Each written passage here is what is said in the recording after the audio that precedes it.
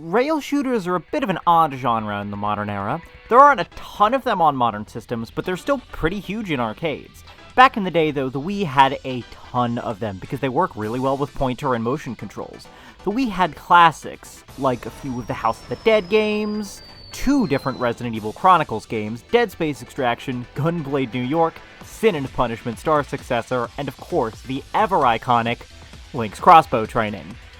Rail shooter as a genre is pretty much entirely defined by the fact that you have no direct movement control. You're on a rail, as the name implies. You can move through a level and shoot at enemies going for a high score, sometimes even in co-op. Now, you clicked on this video and probably wondered, what the heck does NERF have to do with any of this?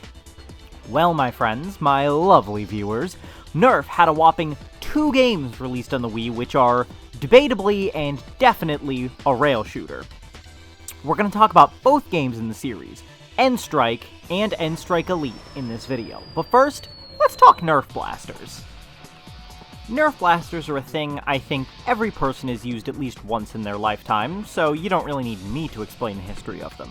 But there is one blaster I need to show off for this video, and it's this one, the Switch Shot EX3, a little-known entry in the original NERF N-Strike line, which was only available in a bundle with the first game. The name comes from the fact that this blaster has 2 operating modes, one where it fires standard darts, and one where you swap the plunger system out for a Wii remote. Pressing the trigger hits the B button, which fires blasters in-game. The second game also came with a switch shot, but in blue flavor this time. Other than the color, it's exactly the same. Well, except for one accessory it came bundled with, but we'll cross that bridge when we get to it. For now, let's get going and check out the 2008 EA Wii title, Nerf N-Strike. So, I don't actually own this game standalone, so here's the box for the Double Blast Bundle, which just includes both games on one disc. Nothing about the games themselves has been changed at all, but I really couldn't justify buying 2 copies of games I already owned just for a video. But anyways, Nerf N-Strike, let's go! The game opens up to a menu screen that, frankly, looks terrible. It's clunky, the cursor is weird as hell, it's just messy. Starting with Mission Mode, the game sorta throws you into gameplay with nothing but a basic Maverick blaster to your name. Pretty basic rail shooter stuff follows. You shoot down enemies and wander the halls of this compound? Dungeon? Not sure. Eventually, you'll get overwhelmed by enemies, and when you die, the game cuts to what I could generously describe as an animated cutscene, and would more accurately call a pretty compressed-looking motion comic. It reminds me of the ones from MGS Portable Ops. Not to dunk on the artists or anything, but this has not aged super well. Either way, we learn of our protagonist, Shane, played by Michael Stellman, and his friends, who are not as important. Shane is besting all the high scores at the local arcade on a game called Revolt of the Machines, when a mysterious orb, played by Barry Seymour, shows up and scans his fingerprints off the arcade cabinet. The robot then stalks this young boy to his home and breaks in. It's going great so far. Shane is then told that this robot is a, quote, recruiter unit Nomad E-series and is looking for elite strikers to practice with top-secret N-Strike blasters. Seeing nothing wrong with this, Shane decides to follow the stalker robot who has broken into his house. What? Shane then arrives at the N-Strike training facility, where we're introduced to the other members of the team, Jackal, Raven, Tango, and Komodo, who we must defeat in order to rise up the ranks of the N-Strike. Starting off with our first opponent, Komodo, played by Katie Lee, we learn his origin. He's an Asian kid who's obsessed with cowboys and westerns, but his family wants him to become a martial arts master. When a mysterious package arrives containing cowboy movies and a maverick, and he practices to become a quick-draw master. I'm really not sure how to feel about his accent and backstory. They're both very stereotypical Asian tropes. Here's a clip, so you can decide for yourself. No cowboys! The journey takes time. You are good, but not good enough. A man's gotta know his limitations, and I'm about to teach you yours. But moving past that, we enter Komodo's chamber, and we are presented with 6 doors. The first door is the shooting range, which just lets you test out all the blasters you've unlocked.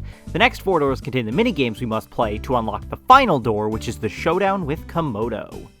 Beat the showdown, and you progress to the next character's chamber. There's a few minigames throughout N-Strike, and Komodo's chamber contains our first 4. Pummel, in which you must clear all blocks off the platform except the indicated goal block.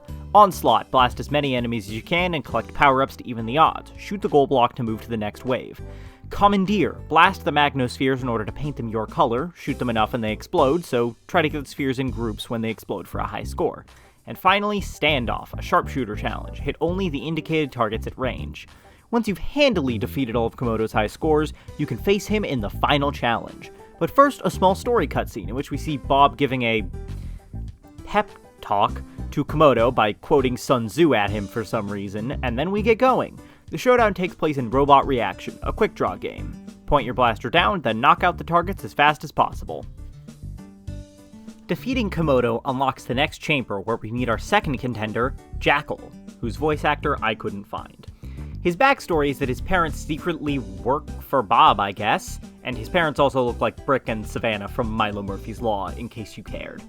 Anyway, Bob turns out to be Jackal's mouse trackball and follows him into his parents' secret blasting range, where he proves his skill with a Recon CS6. So the minigames in Jackal's chamber are Onslaught Eclipse, which is just Onslaught but with darker lighting.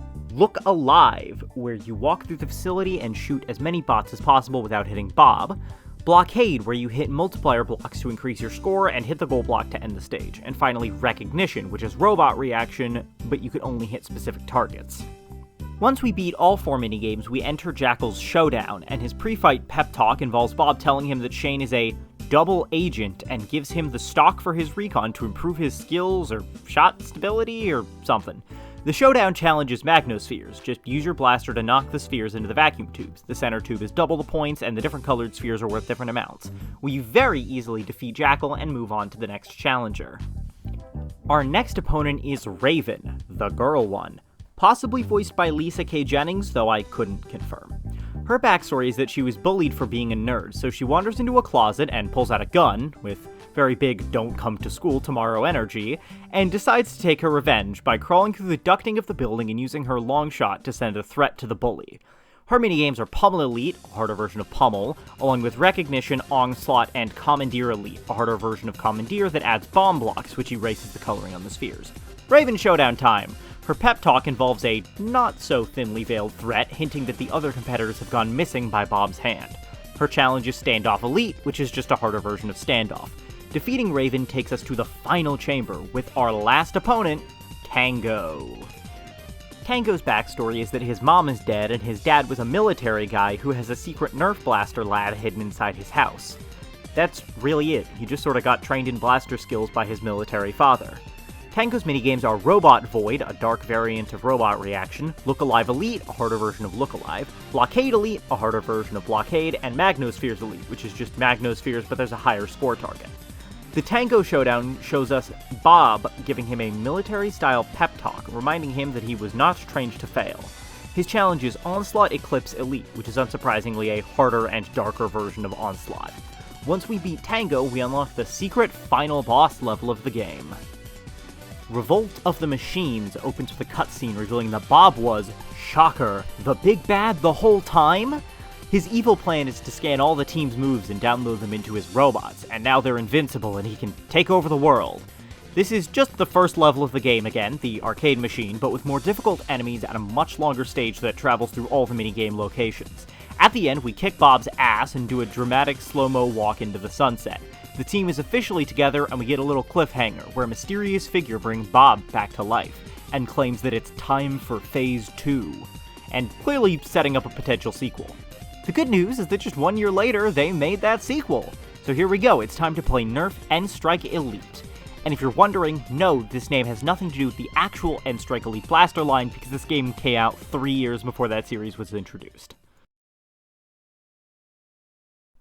The game already seems to have way higher production values. The menu is clean and easy to navigate, and the characters all have these pretty good looking 3D models instead of the inconsistent 2D art from the last game. The main menu is a little different from the first game though. We get options for the main game, the shooting range, selecting a save profile, and something called the Elite Codebook. The codebook is one of the new gimmicks of this game, and it's pretty useful too. Opening it up gives us a spot to enter codes to unlock items in-game. They even offer us a free code to start with, but it seems undecipherable. That's where this game's other main gimmick comes in, the red reveal. The red reveal slides onto the switch shot like so and is spring-loaded, so it only flips up when you press the button on the back. The red reveal itself is just a piece of red-tinted plastic, so when you look through it, only certain colors and wavelengths are shown. This shows the hidden code in the jumble of other letters, and we see that the code is NERF. The rest of the book is pretty simple, giving us a compendium on every blaster we can unlock, every enemy we will run into, and a little bio about each member of the Elite. The characters are all a bit different this time around though, and they all have different voice actors, but I could not for the life of me confirm who plays who this time around. Shane is the leader and uses the standard collection of blasters. Tango is now the heavy weapons guy, Komodo is the quick shot and rapid fire specialist, and Raven is still the team sniper. Basically soldier, heavy, scout, and sniper from Team Fortress 2. This supports my ongoing theory that any group of characters will eventually evolve into the Team Fortress archetypes. I almost forgot, there's also Jackal, though he isn't playable. He's your guy in the chair, helping out with hacking and navigation. Starting up the game, we can pick our number of players, as this game supports full 2-player co-op for every level. We then pick our difficulty and reach the world map. Selecting the first stage and our character of choice, we get right into the action. We're going to follow the story beats instead of me explaining every gameplay thing. Starting us off, we get a call from Jackal, who tells us that Bob has returned, and he's hacked into the previous game's secret compound to find us a new secret compound that we're on our way to. Bob just has a lot of these things laying around, I guess. Jackal says that he's trapped inside and is unable to escape due to the evil robots locking down the facility and asks us to help him. Our very first red reveal panel is up. Just hit the indicated button that you see with the help of the red reveal. We're also introduced to a new and important mechanic, canisters. These are your currency used for purchasing new blasters and upgrading your existing arsenal for more firepower, so make sure to collect as many as you can. This also teaches us that the red reveal can be used to spot enemy weaknesses, specifically gadfly wings. But, now that we're on the rail car, the level starts for real this time. This level only gives you access to the Semper Fire mounted on the rail car, and it has infinite ammo, so you can learn the ropes. The basic gameplay is hold B, or the trigger on the switch shot, to fire and shake the controller to reload, shoot the green triangles to get health back, and press A to activate scopes if your blaster has one equipped. Anyways, we keep traveling down the rail, shooting down enemy robots and ships for a while until we reach Station 5, where Jackal is trapped. I should probably mention at this point that everyone in the game except Raven has been recast and has new performances and characterizations.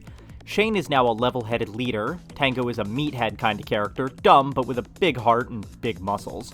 Komodo is a hyperactive ADHD child who loves actions and explosions, and Raven is cool and collected, with her being the sort of shot caller on the team. Their new voices fit pretty well with their new personalities, plus Komodo and Jackal lost their accents and just speak with a standard American inflection. On to level 2. This opens right where we left off, with the train arriving at Station 5. As we disembark, we see Jackal, who tells us that he's, quote, hacked into the mainframe and is on his way up to the control room to help them navigate the facility.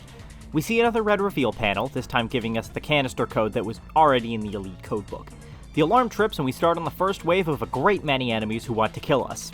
With foam darts. We eventually reach the elevator and learn that Tango is very afraid of them, and the rest of the Elite make fun of him for that. We also get another red reveal code, this time giving us the Recon CS6, one of Shane's blasters. Another red reveal-enabled secret door, which gives us another code for Raven's Longshot CS6, and some more canisters. I probably won't bring up every red reveal code in Secret Area because there's a lot of them and it'll get boring very fast. At the end, we see a giant robot and Raven quips that it's ugly in its purest definition, as the team decides to run into the elevator to avoid the thing, ending the level. Level 3 is more the same, with us venturing down to the power generator facility, where we end up destroying the 2 primary generators by blasting them with foam darts. This knocks the power, where we learn that Tango is also afraid of the dark. But with the power out, the security barriers are disabled, and we can walk out the back door, ending the stage. Level 4 brings us to the facility's dam, which we need to sabotage to knock out the rest of the power. Another red reveal panel, some more robots to fight, and an introduction to the single most annoying enemy in the game, Vileplasm. Those little bastards will cling onto your blaster and siphon your health while making you unable to fire until you vigorously shake the Wiimote to get them off. They'll become much worse in later levels, I promise. Moving on, we meet another Juggernaut, who Tango knocks into the dam's exhaust, causing the giant bot to fall all the way down to the bottom. More robots later, we ride another elevator, and Tango quips about how much he still doesn't like them. This is one of his only defined character traits in the entire game. At the top of the elevator, we find a big metal door which Tango easily lifts open, and the stage ends. Level 5, another vehicle stage, much like the first one, but this time with an Icarus HM7 on the helicopter. We take this helicopter around the facility in order to destroy the control pods that are keeping the robots going. Jackal says that once we destroy them, he'll be able to take control of all the robots. We do this, destroying every pod, and then mysteriously, Jackal goes dark.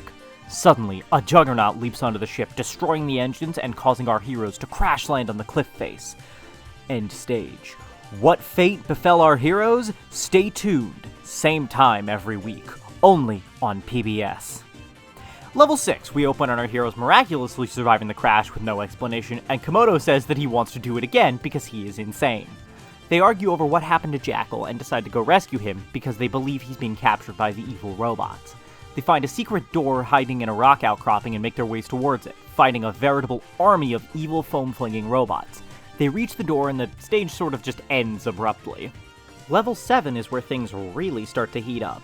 We enter the door and end up in an underground facility inside the already secret compound, which Shane mentions is indicative of trust issues, which is also the name of the stage. Get it? Ba-dum-psh. Moving along, we leap over a collapsing bridge, wander through the facility some more, and finally fight our first Juggernaut. He's pretty easy though if you've been upgrading your blasters like I have. Further into the facility, we eventually discover a monitor room, where we finally hear from Jackal. Yay! Turns out he's evil and decided to betray us, and he's taking control of everything in here. Every security system, every robot, and even Bob? He tells us that he commandeered a rocket ship full of bots and will launch it into the center of town so we can take control of the city. We run out the door and have to shoot the emergency door close button as fast as possible in order to stop the hypermetric missiles from shooting at us.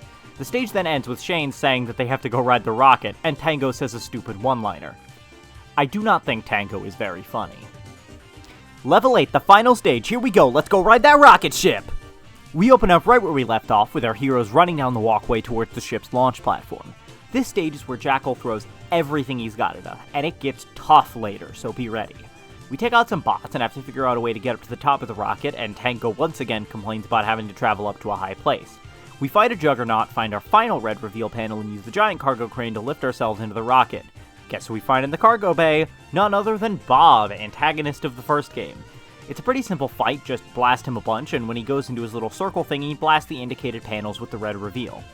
You do this a few times until all the panels are destroyed and Bob flees. We then get to ride a gadfly around the ship, and it's honestly one of the coolest sequences in the entire game. For real, this is awesome. But we get off the gadfly and have to fight Bob again, this time blasting at his clones and destroying his minions that show up to stop us.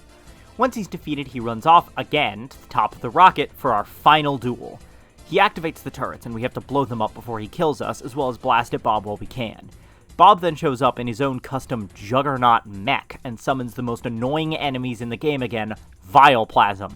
The Vileplasm are in fact the reason I died the first time through and failed this fight, because you can't shoot them when they're attached to the blaster, and once one of them gets onto you, it's just a chain reaction. It's a huge pain in the ass.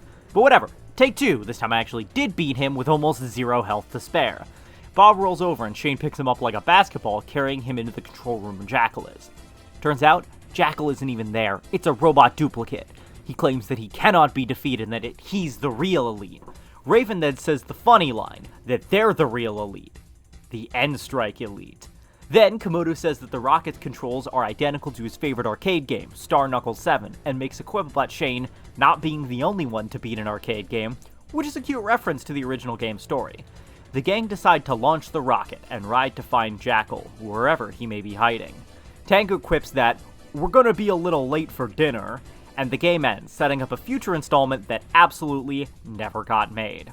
We then get a scroll of our high scores for each level and each character, and then the game says to play again and try to complete the adventure on the Elite difficulty level, which I absolutely will not be doing for this video.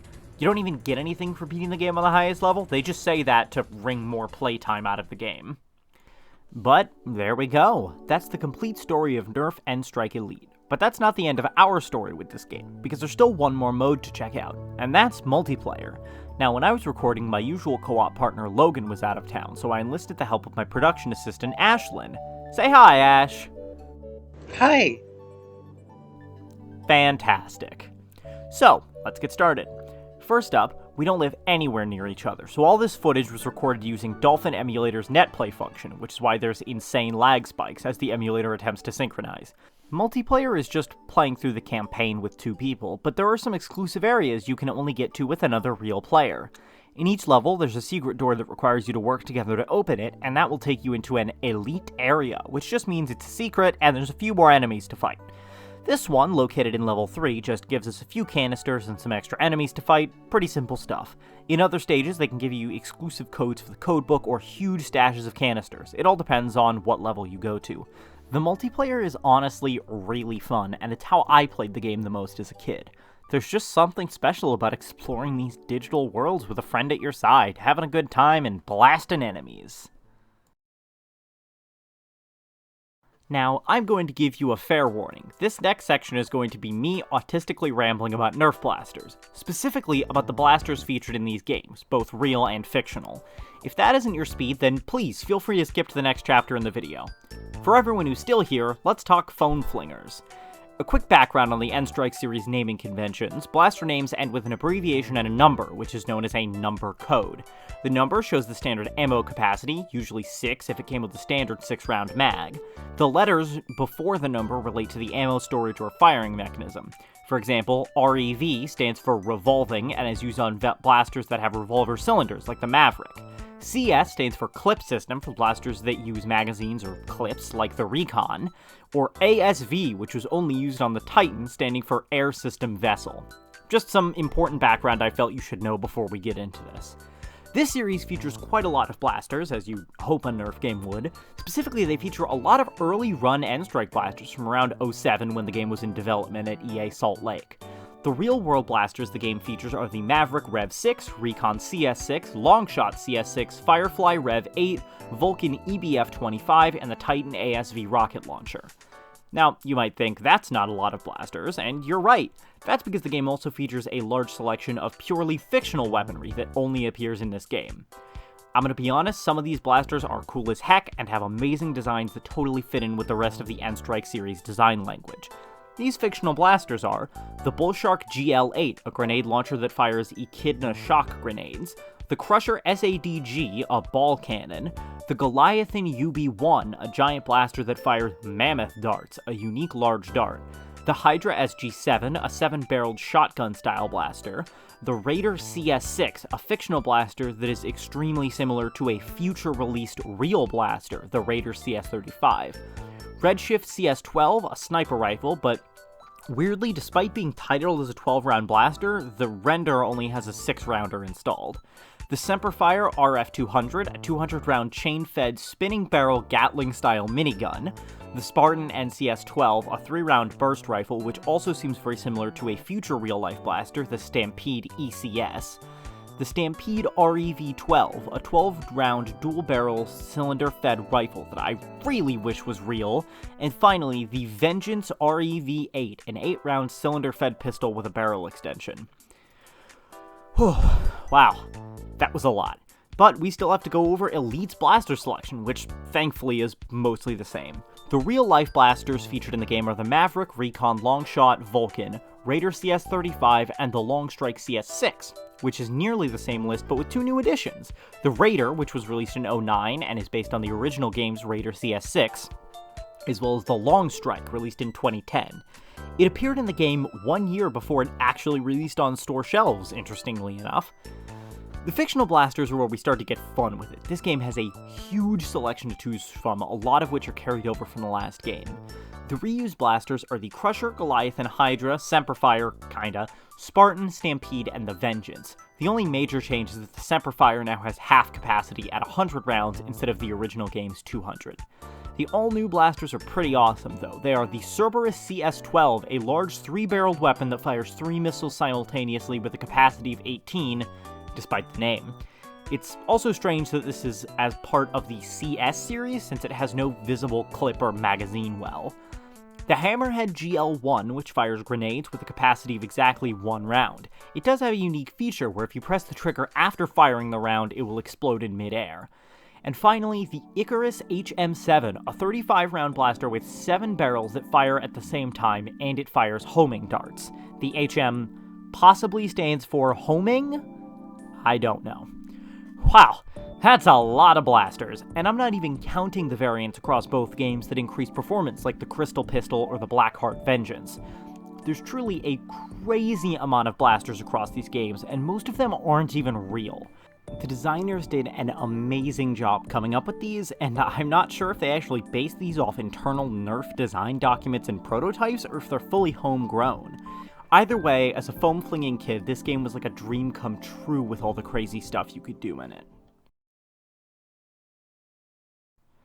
So, when all's said and done, how do I feel about these games?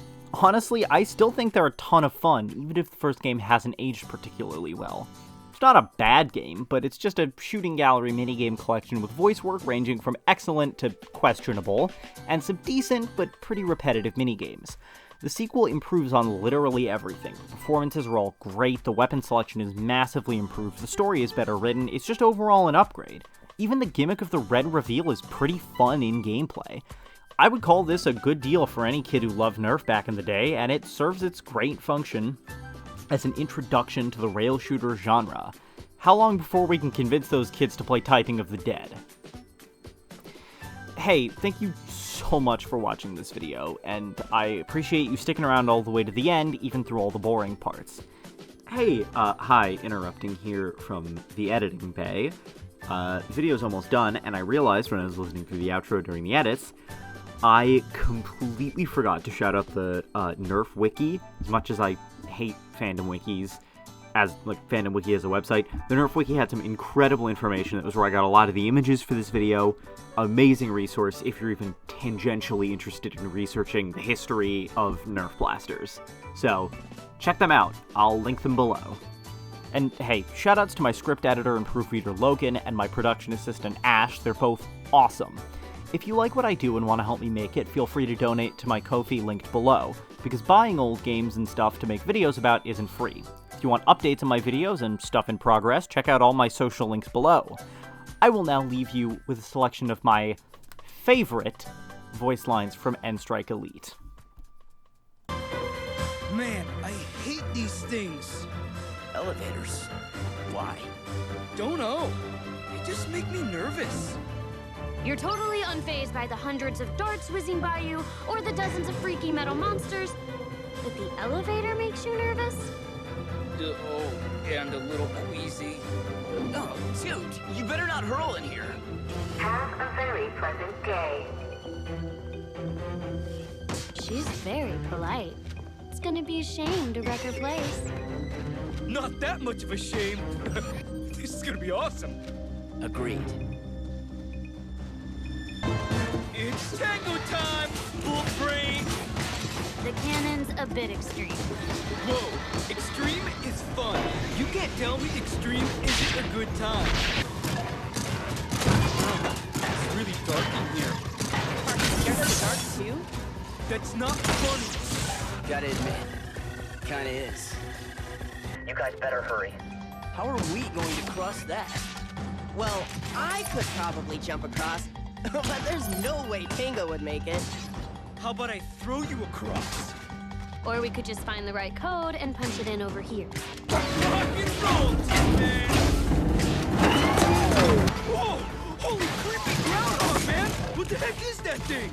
It jumped right out of the ground. Time to punch it up. Punch it down. It's gonna be more fun than thinking. I think you're both full buckets of crazy. Blasting, Raven. I'm not just another pretty face. Oh yeah. I guess it's time to be all manly and heroic. Have I introduced you metal folk to my friend with the really big cannon? Oh, I'm gonna need a bigger blaster. How far do you think that is? 6, 7 stories? Can't we just stay down here on nice, solid ground and fight some juggernauts? I don't know about you guys, but I'm up for some mind-boggling. I'm the creme de la creme. The elite. You're wrong, Jackal. We're the ones who are elite. We're the N-Strike Elite. I have a feeling we're gonna be a little late for dinner. Yeah, sorry for making you sit through all of that. but some of those voice lines are legitimately very funny and well written. But, yeah, thanks for watching, and I'll send you to the outro.